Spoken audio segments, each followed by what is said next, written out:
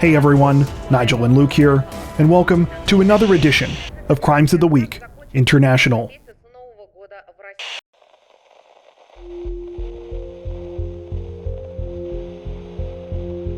Representatives from Australia's Queensland Police have released a major update in an alleged murder case this week, announcing that after a nearly 2-month-long investigation, they have charged a man in connection with the awful killing.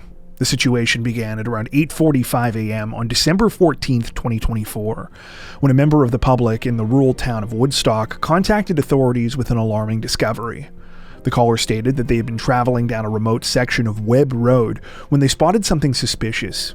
A 2003 Subaru Forester had been left abandoned at the side of the quiet dirt road. As they went to take a closer look, they saw a man's body in the back seat. The body turned out to be that of 21-year-old Jordan Hay, a young man from the Townsville suburb of Vincent, about 40 miles away. Jordan's body and the vehicle were sent off for forensic analysis. While it seems that authorities have remained pretty tight-lipped about what they uncovered during their investigation, declining even to release Jordan's cause of death, what they have said is that the case is a homicide. They also now say that they have evidence linking a 26-year-old man to Jordan's murder. That man's name has also not been released at this time, though it's been reported that he was well known to Jordan. The pair were allegedly seen driving together in the Subaru the night before the vehicle was found abandoned, and police say that the 26-year-old was arrested for an unrelated incident that same night. On February 11th, after what police describe as a lengthy investigation, they revealed that the 26-year-old suspect had been charged with murder. He remains in custody until his next court date, which is scheduled to take place in several months. At the same time, police are still appealing to the public for any information they might have about the case. Witnesses, especially those who might have dashcam or surveillance video related to the investigation, are asked to please come forward.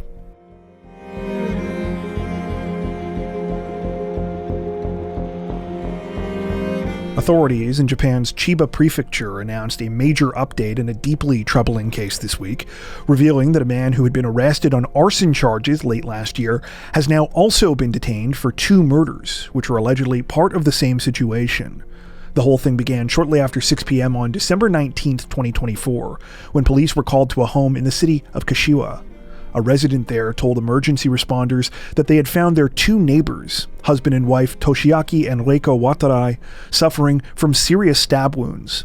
Reports contradict each other about exactly how the couple were found, with some stating that they were inside their house and others claiming they had managed to run outside before collapsing. However, what we do know is what happened next. Both of the 59-year-olds sadly died of their injuries, with Toshiaki succumbing to a knife wound to his abdomen and Reiko dying from a wound to her chest. While this was obviously quite concerning, police were barely able to respond to the scene before they had another major issue on their hands. About 650 yards away, a serious fire broke out at a neighboring residence. The fire spread and destroyed at least 8 other homes before finally being brought under control. The following day, police were able to identify a suspect in the arson case, a 77-year-old man named Kaoru Sakamaki. Not only was Sakamaki's house the first one that reportedly caught fire, witnesses say that they smelled gasoline there and had seen him fleeing the scene in his vehicle shortly after the flames broke out. After an arrest warrant was issued, Sakamaki was tracked down about 18 miles away in the city of Int'l. He was found after his vehicle was recognized and was discovered to be suffering from burns to the lower half of his body. While all of this took place very quickly, back in December, the 77-year-old was only arrested in connection with the arson. That changed this week when he was rearrested on murder charges over the killings of Toshiaki and Reiko. Though an official motive has yet to be released in the case, multiple local media outlets have reported statements Sakamaki allegedly made to a witness shortly before the December incident. In those statements, he apparently admitted that he was angry at the victims and wanted revenge against them over a business transaction that went sour.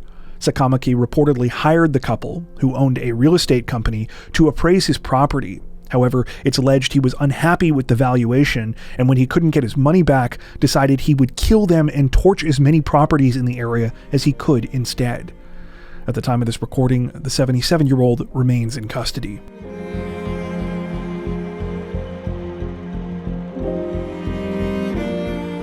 Authorities in the Republic of Ireland say that they are investigating the aftermath of an unsettling incident this week after 3 men were injured in what is believed to be a random knife attack. The whole thing unfolded on the afternoon of February 9th in the capital of Dublin. Police were called to the city's Stoneybatter area after reports of a violent situation involving a man with a knife. Witnesses said that they had seen a male attacker dressed in a mask who was armed with bladed weapons and had stabbed and slashed multiple people seemingly at random. When officers arrived, they found 3 male victims, ranging in age from their mid-20s to their mid-40s. The victims were apparently caught off guard when they were in the middle of everyday activities and had been attacked in at least 2 separate locations on Oxmantown Road and Niles Street. Though thankfully all of the men are said to be recovering well at local hospitals, 2 of them did suffer serious injuries. One of them reportedly sustained deep cuts to his arm and abdomen, while another was stabbed in the back. While most local news sources state that the suspect was captured at the scene, others state that he wasn't actually arrested until the following night. The man is now identified as 29-year-old Gabriel Ferreira Mota Valladares. Valladares is said to be a Brazilian national who has been living in Ireland since 2022. As for a motive behind the crime, nothing has been confirmed, though reports from those that know the 29-year-old, as well as statements made by police regarding his behavior, seem to suggest that there could be a mental health component to the attacks. Family members back in Brazil told the media that Valladares had reportedly been diagnosed with psychiatric issues years ago, and had recently fallen on hard times financially. Police say that he was nervous and paranoid at the time of his arrest, later telling them that he had committed the knife attack because, quote, "I was afraid to be killed." At the time of this recording, Valladares has been charged with 2 counts of assault causing harm, as well as possession of a box-cutting knife and possession of scissors. The situation is still under investigation.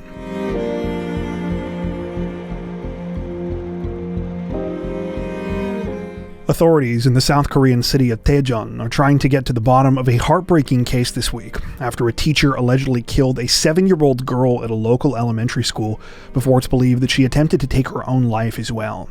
The incident began at around 6 p.m. on February 10th when police received an alarming call.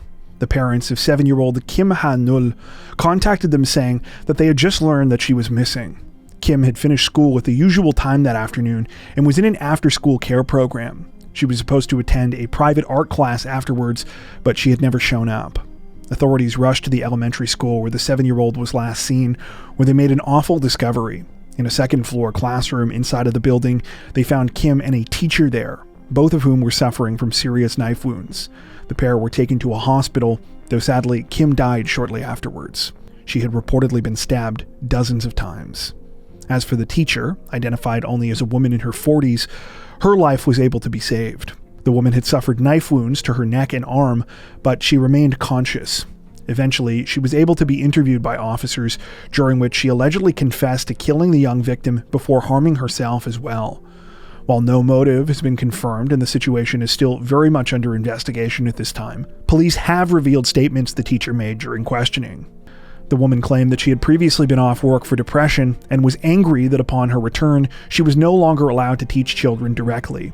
She allegedly admitted that she decided to take her anger out on a random student, buying a knife at a store hours before the crime. The woman reportedly explained that when school let out that day, she lured Kim into the second-floor audiovisual classroom since she was the last one to leave. That's when she had attacked her. Despite the suspect's claims that her mental health was to blame for her actions, police say that given the level of planning and detail she was able to provide, they believe the crime was premeditated. However, they are also still investigating this aspect of the case as well, particularly how and why the woman was allowed back into the school so quickly after her leave for mental health issues. According to local media sources, the teacher was given a 6-month leave for her depression, but was only actually off for 20 days. And after her return, she was apparently involved in multiple alarming incidents, including one where she was allegedly violent towards a colleague. That happened just 4 days before Kim's murder. Despite the issues with the teacher, no action was reportedly taken by the school. At the time of this recording, the situation is still developing.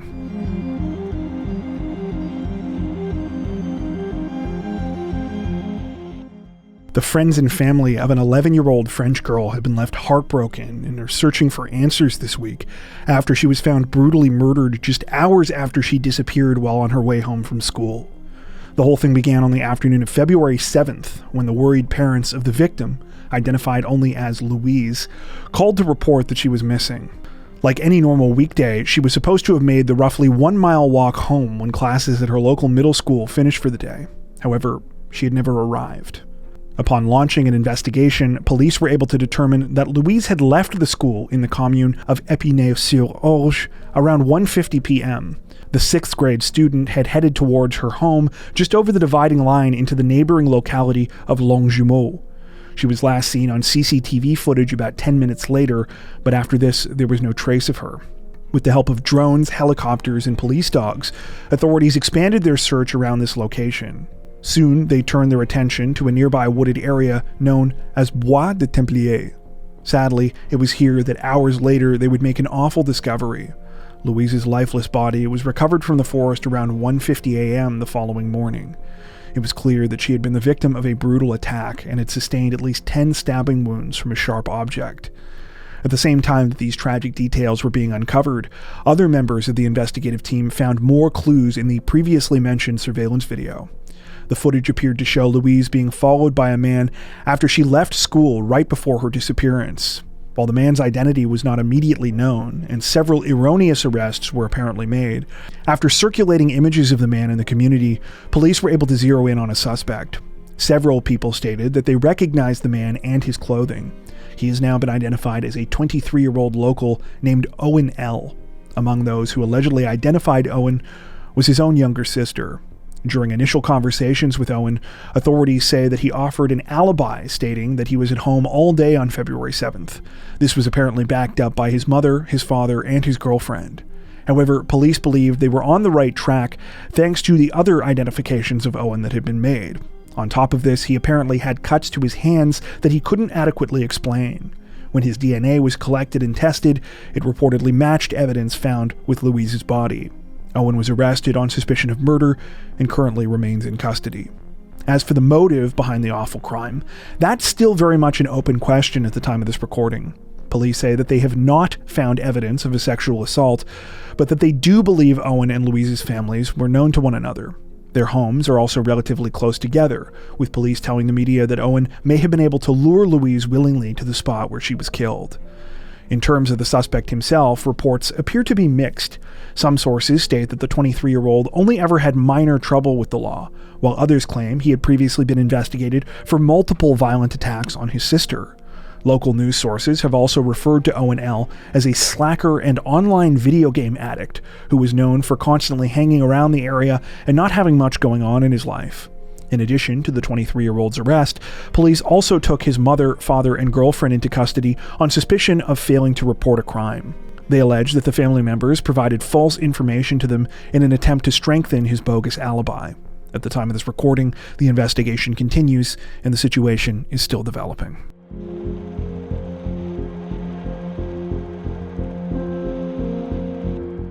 Authorities in the Malaysian city of Johor Bahru say that a local man is facing prison time as well as a hefty fine following a recent wild incident in which he allegedly torched his wife's car during the middle of a dispute, a crime which was partially captured in a now viral video. The whole thing started shortly before 10:30 p.m. on February 2nd when the victim, 21-year-old Si Li Jing, was driving her Toyota sedan down a major multi-lane roadway with some friends. The group were passing by a local hospital when they were cut off by Si's husband, 26-year-old auto parts worker Chai Kaohsiung. According to local media, the husband and wife were in the middle of some kind of marital dispute at the time. The nature of that dispute has not been reported, though what we do know is what happened next. In video footage shot by another motorist, Chai can be seen blocking his wife's car with his work truck, causing her to stop in the middle of traffic. He then gets out, pours gasoline on the hood of her Toyota, and sets it on fire before driving off. Si and her 3 passengers can be seen running from the flaming vehicle moments later as cars continue to whiz by on either side of them. Miraculously, no one was seriously hurt. Despite fleeing the area, Chai was tracked down and arrested by police 3 days later in a town about a 2-hour drive away. He is now charged with committing mischief by fire, an offense that could see him serving some serious prison time. According to Malaysian news sources, if convicted, Chai is looking at up to 14 years in prison, as well as a hefty fine.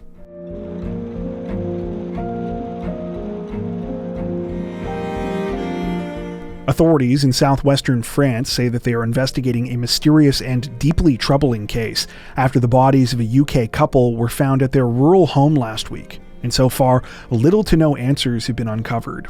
The whole thing started sometime on the afternoon of February 6th, when a neighbor of husband and wife, 62-year-old Andrew and 56-year-old Dawn Searle, went to check on them. The couple were supposed to go on one of their usual dog walks with the neighbor, but they failed to show up. After heading over to their rural property in the small hamlet of Les Pesquiés, the neighbors soon discovered the awful reason why the pair were absent. Both of them were dead. When authorities arrived, they encountered a chilling and complex scene. Dawn was lying just outside of the front door to the property. She was only partially clothed, and a jewelry box and some valuables were scattered nearby. As officers headed in, they found Andrew, who was reportedly hanging from a radiator. A gag was stuffed in his mouth, though there were apparently no signs of defensive wounds on his body. In addition to all of this, police say the house looked like it had been hastily searched and that there was cash out in the couple's bedroom. According to local media reports, Dawn and Andrew had been together for quite some time and had lived in Les Pesquiés for at least 5 years. However, the two had only been married since the fall of 2023. They each had 2 adult children from previous relationships, with Dawn's son being a notable actor and country musician named Callum Kerr. The couple were originally from the UK, but had retired in France, by all accounts living a quiet and happy life. Neighbors say that they were well known and well liked, and that they were stunned by the news of what had happened. As I previously mentioned, so far no real answers have been uncovered in connection with the couple's deaths. Police say that they are pursuing a number of different theories, though have released very few concrete details. Nonetheless, rumors about what might have happened have spread like wildfire over the past few days, with 3 theories in particular garnering widespread discussion. The first theory is that Dawn and Andrew's deaths were the result of a burglary gone wrong. This appears to be due largely to the state the house was found in and the fact that it appears it had been searched. On top of this, it's speculated that Dawn's position outside of the residence could indicate that she and Andrew were trying to escape at the time of their deaths. The second theory is that Dawn and Andrew were the victims of some other type of targeted crime. This began to circulate after it was revealed that Andrew had previously spent more than 20 years working with police and the government's Serious Fraud Office. Part of his job involved screening individuals in groups who might be banned from conducting business in the UK, organizations such as terror groups and drug cartels. For this reason, some have wondered whether this might have been some kind of revenge crime related to the work Andrew did before his retirement in 2015. The third theory is that one member of the couple killed the other before taking their own life as well. Supporting this idea are statements from several people in the area where Dawn and Andrew lived, who claimed that they may have been dealing with financial issues before their deaths. Some witnesses reportedly told police that they had seen Andrew behaving strangely and looking agitated in the days leading up to the incident. At least one person claimed that they had heard him on a heated phone call the day before their bodies were found. This same day, Andrew was captured on surveillance footage at a local store buying chocolate and lottery tickets. Those close to the couple have pushed back on some of these theories, especially the last one, telling the media that Dawn and Andrew seemed completely fine before their deaths and had a lot to live for. They also claim that the couple had plenty of money coming in from side jobs that they were doing, and that they do not believe they were experiencing financial difficulties. In terms of the idea of someone else being responsible for the killings, one of the strongest pieces of evidence appears to be the lack of a murder weapon. Police revealed that Dawn died from multiple blows to the head from a blunt and sharp object, but no such weapon has yet been recovered from the scene. At the time of this recording, the disturbing mystery is still very much under investigation, and it seems that nothing has been fully confirmed or ruled out. The situation is still developing.